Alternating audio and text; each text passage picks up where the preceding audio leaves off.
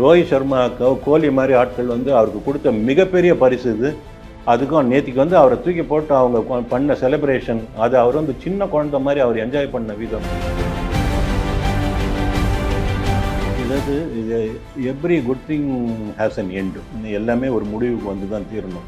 Cricketer should retire when people ask why, not when people ask why not. அவரோட contribution Indian கிரிக்கெட்டுக்கும் international கிரிக்கெட்டுக்கும் வந்து enormous. நான் சும்மா சாதாரணமாலாம் பேச முடியாது. அதாவது அண்டர் 19 வேர்ல்டு கப் அடித்து கேப்டன்சியில் இருந்து அதில் அடித்து அது வந்து இந்தியன் டீமுக்குள்ளே நுழைஞ்சார். அதுக்கப்புறம் திரும்பியே பார்க்கல அந்த மனுஷன். ரோஹித் சர்மா கண்டிப்பாக கோலி வேணும்னு கேட்பார் அப்படின்னு. அதே மாதிரி அவர் கோலி வேணும்னு கேட்டார். கோலி டீமில் எடுத்தாங்க, 2 பேரும் ஆடினாங்க. நம்ம கோலிங்கிற ஒரு மாபெரும் கிரிக்கெட்டரை இழப்போம். அவரோட இடத்த, அந்த லெகசியை இன்னொருத்தர் வந்து இட்டு நிரப்புவாருங்கிற நம்பிக்கை எனக்கு இருக்குது. எந்த விதத்துலையும் அவர் எந்த ஒரு கேப்டனுக்கும் கம்மி கிடையாது. ஐபிஎல் ட்ராஃபி அடிக்கிறதாகட்டும், நீ 5 தடவை அடிச்சா, தோனி 5 அடிச்சாரா, நான் 5 அடிக்கிறேன் அப்படிங்கிற மாதிரி 1 to 1 நிற்கிற ஒரு கேப்டன். ப்ரெஷர் இருக்கும் உங்களுக்கு. எங்கே அந்த வெளியிலேருந்து இல்லை, போலர்ஸ் கிட்டேருந்தே ப்ரெஷர் இருக்கும். என்கிட்ட பால் கூட நான் போடுறேன்னு ஒருத்தன் கேட்பான். அந்த மாதிரி ஒரு சுச்சுவேஷன் லீட் பண்ணிட்டு போகிற ஒரு captain Rohit. Hats off to you.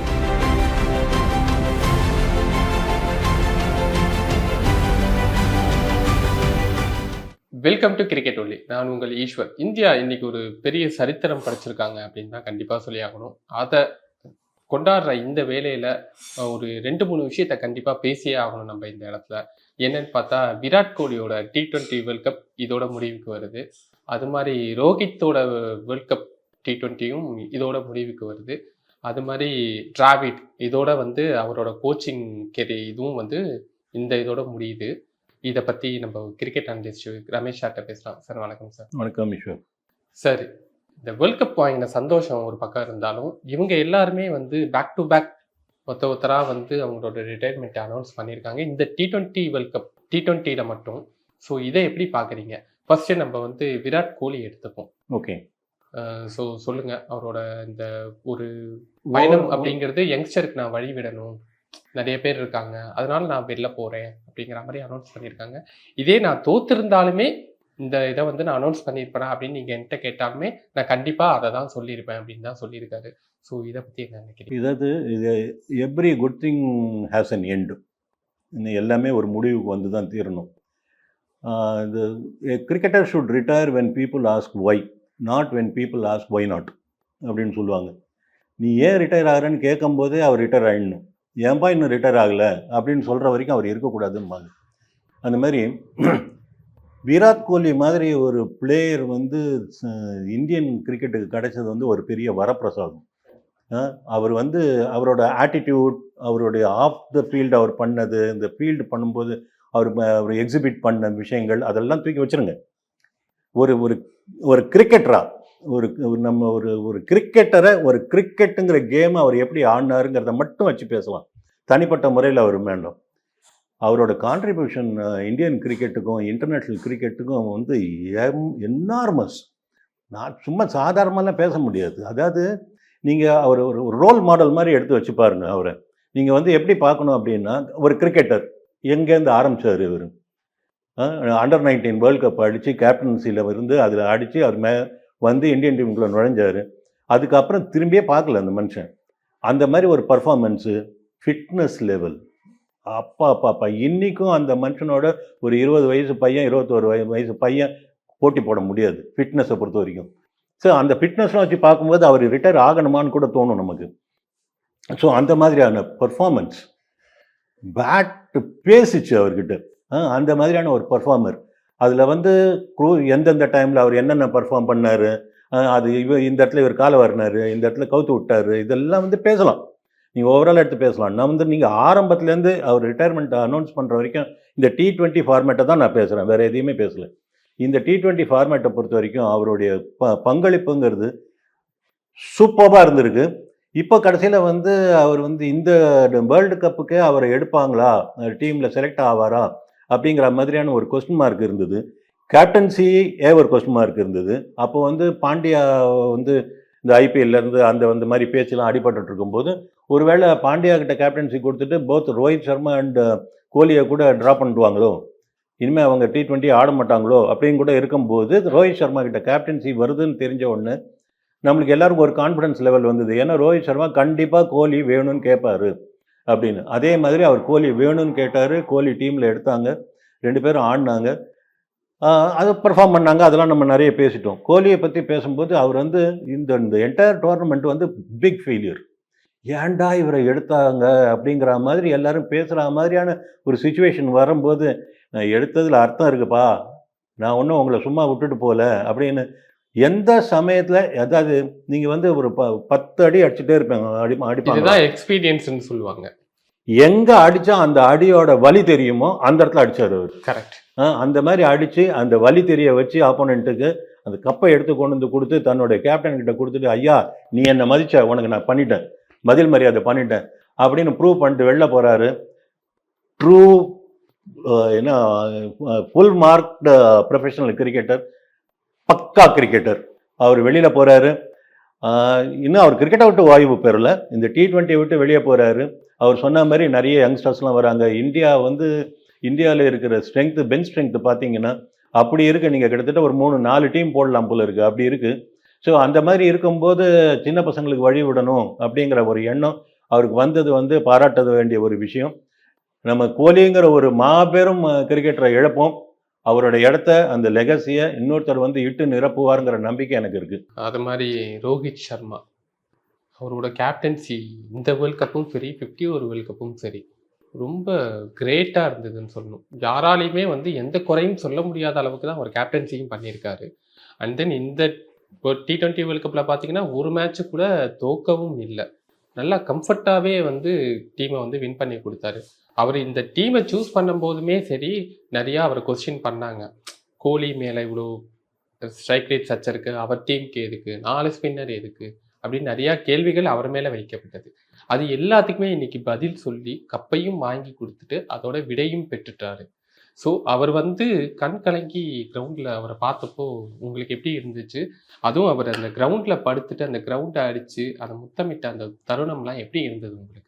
ரொம்ப எமோஷ்னல் டைம் தான் அது. எல்லாருக்குமே அப்படி தான் இருக்கும். அந்த கிரிக்கெட்டருக்கு அந்த அந்த ஃபீலிங் இருக்கும்போது ஒரு கிரிக்கெட் ரசிகர்களுக்கும் அது வந்து தொத்திக்கும். அந்த அந்த எமோஷனுங்கிறது தொத்திக்கும். நம்மளை வந்து கிரிக்கெட்டை வந்து நம்ம ஒரு கேமாக மட்டும் பார்க்குறது இல்லை. நம்ம அட்லீஸ்ட் என்னை பொறுத்த வரைக்கும் நான் சொல்கிறேன், எனக்கு வந்து கிரிக்கெட்டில் வந்து நம்மளாம் ஊறினோம். இதில் நீங்கள் ஃபுட்பால் மேட்ச் உட்கார வச்சு பார்க்க வச்சுட்டு நாளைக்கு அர்ஜென்டினா கப் அடிக்கும்போது எனக்கு இந்த மாதிரி எமோஷன் இருக்குமா அப்படின்னு கேட்டால் எனக்கு இருக்காது. ஏன்னா எனக்கு ஃபுட்பாலில் அந்த அளவுக்கு இல்லை. அதுக்கு சொல்ல வரேன்னா, நமக்கு we are vetted with cricket அந்த மாதிரி வச்சுக்கோங்களேன். அந்த மாதிரி இருக்கும்போது அந்த எமோஷனுங்கிறது அதுவும் ஒரு ரோஹித் சர்மா மாதிரி ஒரு ஆள், ஹர்திக் பாண்டியா மாதிரி ஒரு ஆள் பெர்ஃபார்ம் பண்ணிவிட்டு அந்த பெர்ஃபார்மன்ஸுக்காக ஒரு ஆனந்த கண்ணீர் அவங்க வடித்து நம்ம பார்க்கும்போது டெஃபினட்டாக அந்த எமோஷன் வந்து நம்மக்கிட்ட தொத்திக்கிச்சு. நம்ம அதுலேருந்து ரெக்கவர் ஆகி வரதுக்கு ஒரு 1/2 hour to 45 minutes ஆச்சு நேற்றுக்கு. அப்படி தான் இருந்தது. Coming back to Rohit Sharma. Rohit சர்மாங்கிற பேட்ஸ்மேன் எடுத்து ஓரமாக வைங்க, ரோஹித் சர்மாங்கிற கேப்டன் எடுத்துப்போம். ஒரு கேப்டன்னா யார்? போய் டாஸ் போட்டு வந்துட்டு அதுக்கப்புறம் உள்ளே போயிட்டு நீ 2 ஓவர் போடு, நீ 2 ஓவர் போடு, 1 சேஞ்சு நீ வா, 2 சேஞ்சு நீ போடு அப்படின்னு சொல்கிறதோ, 1 to 11 பேட்டிங் ஆர்டர் எழுதி வச்சுட்டு இவன் அவுட் ஆனோன்னா நீ 3வது போ, அவன் அவுட் ஆனோன்னா நீ 4வது போன்னு எழுதி பேப்பரில் எழுதி கொடுக்குறதோ அது இல்லை கேப்டன்சி. கேப்டன்சிங்கிறது ஸ்ட்ராட்டஜைஸ் பண்ணணும். அதாவது ஒரு ஹார்சஸ் ஃபார் கோர்சஸ் நம்ம அன்றைக்கே பேசணும். அது இந்த விக்கெட்டில் இந்த ஆப்போனண்ட்டுக்கு அகேன்ஸ்டாக எந்த பிளேயர் எனக்கு யூஸ்ஃபுல்லாக இருப்பான் அப்படின்னு டீம் செலக்ட் பண்ணுறதுக்கு தயாராக இருக்கணும். அதில் வந்து லைக்ஸ் அண்ட் டிஸ்லைக்ஸ்லாம் கூடாது. எனக்கு இவனை பிடிக்கும், இவன் ஏன் ஆள் அப்படிங்கிறதுலாம் இருக்கக்கூடாது. அந்த மாதிரியான ஒரு பேலன்ஸ்டு மைண்ட் இருக்கணும். ப்ளஸ் ஒரு 15 பேரை டீம் அவங்க கையில் கொடுத்துட்டாங்க. அந்த 15 பேரோட நல்லது கெட்டதும் அந்த டோர்னமெண்ட் முடிஞ்சு போகிற வரைக்கும் உங்கள் கையில். ஆன் த ஃபீல்டு மட்டும் நான் சொல்லலை, ஆஃப் த ஃபீல்டு கூட நான் சொல்கிறேன். அது அவங்களோட எப்படி இருக்குது ஏன்னா ஆன் த ஃபீல்டு அவங்களோட பர்ஃபார்மன்ஸ், ஆஃப் த ஃபீல்டு அவங்க எப்படி இருக்காங்கிறத பொறுத்து. இப்போ வந்து உதாரணத்துக்கு வந்து இன்றைக்கி அஸ்வின் எடுத்துக்கோங்க. அந்த லாஸ்ட் டைம் வந்து அவங்க மதர் வாஸ் அட்மிட்டட். அப்படி ஒரு சுச்சுவேஷனில் எப்படி அஸ்வினால் ஃபீல்டில் பர்ஃபார்ம் பண்ண முடியும்?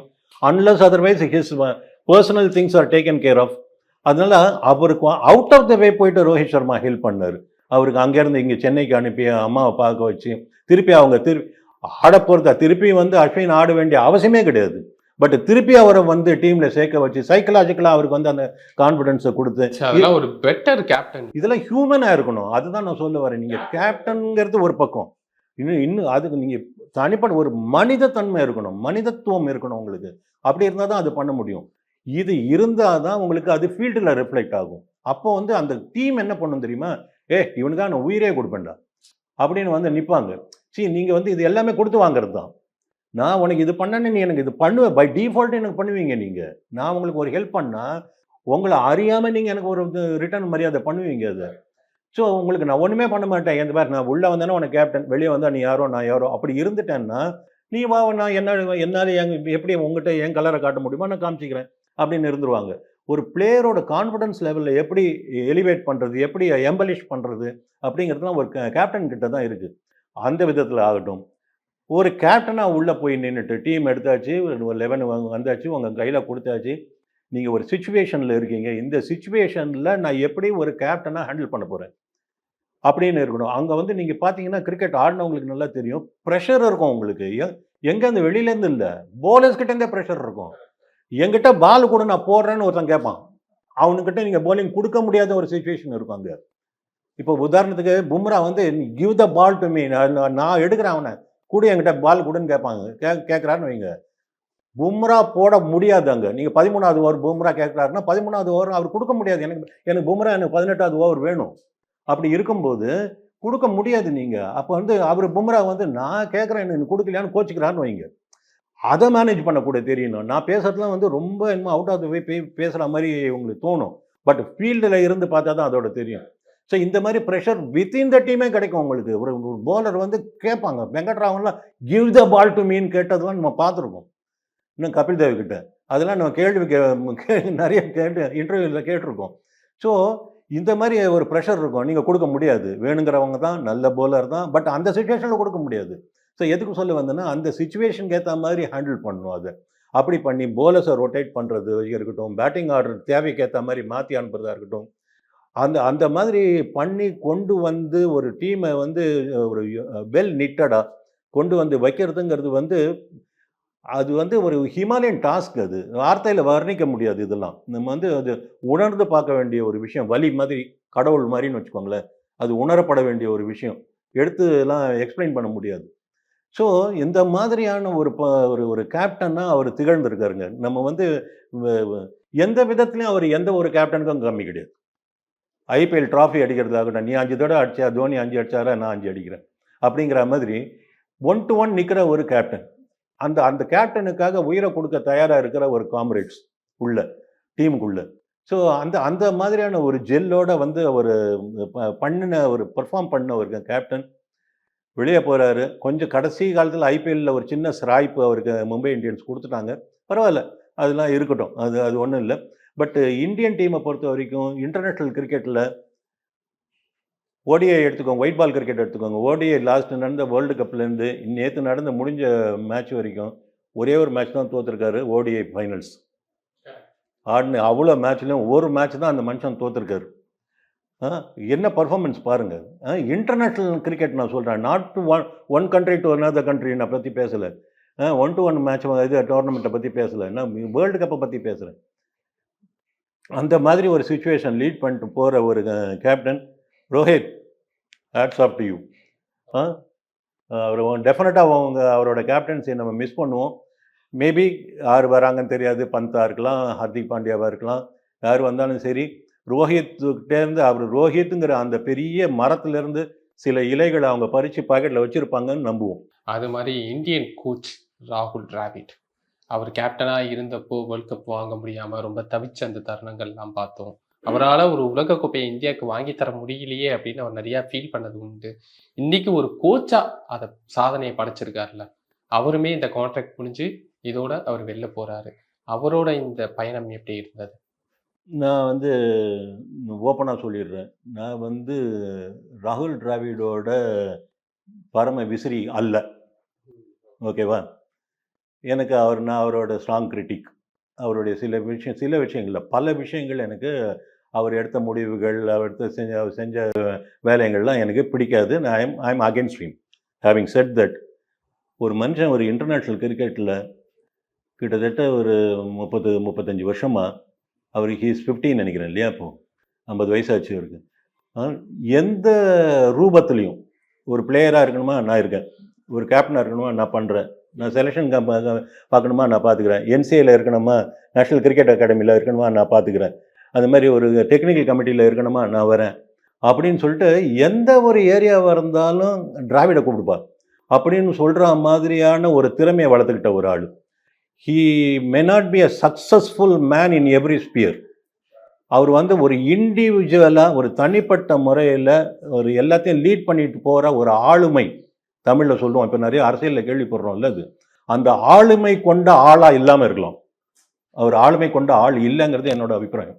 Okay, he always required a team to back him or somebody to lead from the front. அவர் அந்த மாதிரி அவர் ஆள் தான். தனிப்பட்ட முறையில் நான் செஞ்சு காட்டுறேன் அப்படிப்பட்ட ஒரு ஆள் இல்லை.